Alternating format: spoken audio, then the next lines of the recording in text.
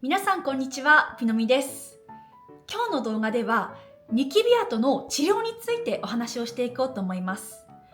私自身も長年ニキビが出続けた結果、顔中にニキビ跡ができてしまって結構長年悩んでいました。これまで様々な治療でアプローチしてきた中でやってよかったなと思う施術を今日紹介していきたいと思います。もし今現在ニキビ跡に悩んでいて治療を始めたいなって思う方いらっしゃいましたら、今日の動画参考にしていただけると嬉しいです。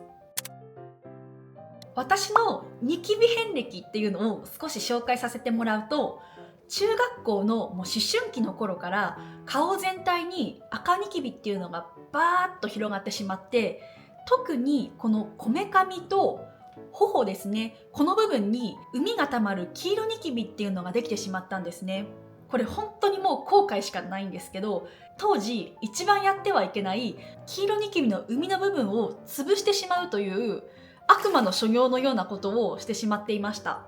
その潰してしまったせいもあってか、特にこの両こめかみと頬の部分にですね、クレーター跡っていうのが残ってしまったんです。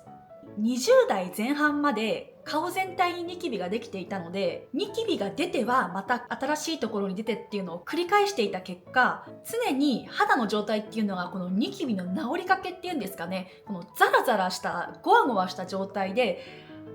顔に張りとかツヤ感っていうのは全くない状態だったんです。そんな状態から私のニキビ治療の長い道のりっていうのが始まっていきます。ニキビ跡って言いますけど、その中でもクレーター跡であったり色素沈着ですね。例えば色素沈着の中でも赤いものとか紫がかったもの、青黒いものなんていうのもあったりして、様々なニキビ跡の種類っていうのがあると思うんです。それぞれの症状や悩みによって治療のアプローチっていうのが違ってくるわけで、私の場合は特にローリング型という大きな楕円形のような形状で底面がお椀型になっている特徴のクレーター跡とニキビが長年できたことによって肌がザラザラごわついていたような肌質の質感だったんですよ。ニキビ跡の割合的にはクレーター跡が7割で、全体的な肌のごわつきが2割、あと色素沈着が1割で、赤みがあるニキビ跡っていうのはほとんどないタイプだったんです。なので今日はクレーター跡があってかつ肌がごわついているような張り感のないような肌質だよっていう方がいらっしゃったら、ぜひ今日の動画参考にしていただきたいんです。その中でまず重要になってくる施術、一つ目がサブシジョンです。クレーター跡の症状がある人は一度が聞いたことあるかもしれませんよね。サブシジョンってどういう施術かというと、長い針ですね、カ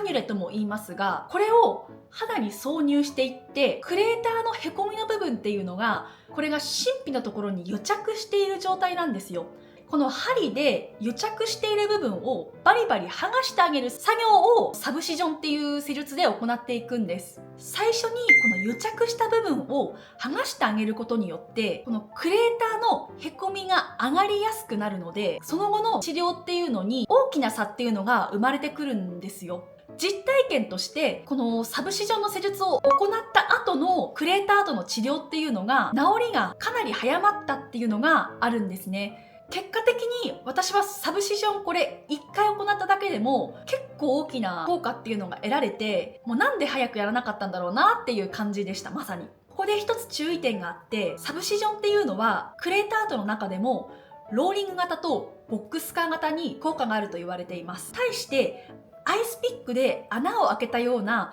鋭いクレーター跡があるこのアイスピック型っていう人に関しては、このサブシジョンの癒着を引き剥がすっていうアプローチ自体効果がほとんどないと言われているんですね。アイスピック型のクレーター跡がある人はちょっとここ注意してほしいです。今このサブシジョンの進化版と呼ばれる施術があって、サブシジョンって基本的にお医者さんが自らの手で針を刺して癒着している部分を引き剥がすっていう作業をしていくっていうのが基本なんですけど、このアプローチを機械で行っていく施術でトライフィルプロ、キュアジェットなどという施術があるんですね。誰かもしやったことあるっていう方いらっしゃったら、ぜひ感想を聞いてみたいです。もしいらっしゃったらコメントお待ちしています。そして2つ目の施術っていうのがダーマペンになります。ダーマペンってたまに効果がない施術なんて言われたりもすることたまにあるんですけど、これはもう回数を重ねなければ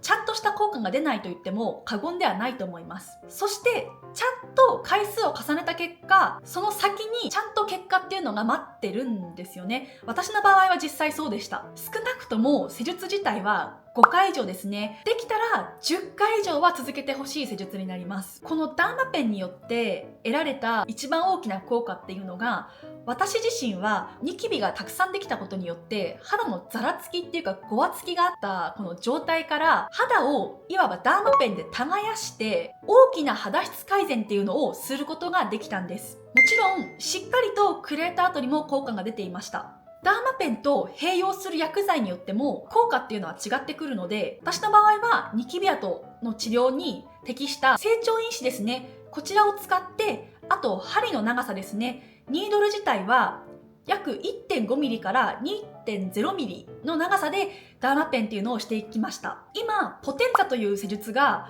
同じように針を刺して同時に針を刺した瞬間に薬剤を直接肌の中に入れていくというドラッグデリバリーという効果がある施術がありますよね。そちらはやっぱり薬剤が直接直に届く分効果があると言われているんですけど、ニキビ跡治療とか肌質改善って考えるとやっぱりどうしても回数を重ねる必要っていうのが出てくるので、続けていくっていう必要性と、あと予算っていうのをちょっとバランスを考える必要があるかもしれません。個人的にはこれ両方バランスが取れたダーマペン結構いいんじゃないでしょうかね。そして最後の3つ目っていうのがマッサージピールになります。これは一言で言うとハリツヤ爆弾ですね。イタリアのワイコ社というところから出している薬剤で PRX-T33 という薬剤を塗布して名前の通りマッサージしていくピーリング方法になります。値段的にも手頃で、何よりダウンタイムっていうのが限りなくないので、本当に効果が出てかつ手軽に受けられる施術じゃないのかなって個人的には思っています。私が飛躍的に効果を感じたっていうのがやっぱり施術やって7回から8回ぐらい終わった後ですかね。もちろんダーマペンとマッサージピールを併用したベルベットスキンっていうのも効果さらに上がってきますので、こちらもぜひおすすめしたいです。似たような施術で今流行ってる施術っていうのが、例えばスネコス注射とかジュベルックとかリジュランなんかがあって、こちらも同じくこのコラーゲンを生成するブースター治療なんて言われていますよね。こういった施術っていうのは注射で肌に注入していくことになります。ここまで紹介してきた中で最適な治療順番っていうのは、まずサブシジョンでへこみの癒着している部分を引き上げた後にダーマペンで肌を耕してあげて、肌質改善及びクレーター後にもアプローチしてあげます。その後に肌の張りとツヤを出してあげるためにマッサージピールをしてあげて肌にツヤ感を出してあげるっていう方法が、これが私が今までやってきて実際に結果を出している施術の3点でした。実際にまだまだクレーター後のへこみっていうのはあるので、特にクレーター後の中でのこのアイスピック型ですね、これは正直ダーマペンをもう20回以上してようがサブシジョンしようがやっぱ良くなっていません。やっぱりこのアイスピック型って治療方法を選ぶものなんだな、改めて実感しているところなんですよね。今日のお話はあくまでも私の実体験としてのお話で個人的見解なので、ぜひ参考程度にお聞きしていただければ嬉しいです。はい、今後もニキビ跡治療についての動画もたくさん配信していこうと思いますので、もし本日の動画少しでも参考になったよって方は高評価とチャンネル登録よろしくお願いします。それではまた皆さんお会いしましょう。またねー。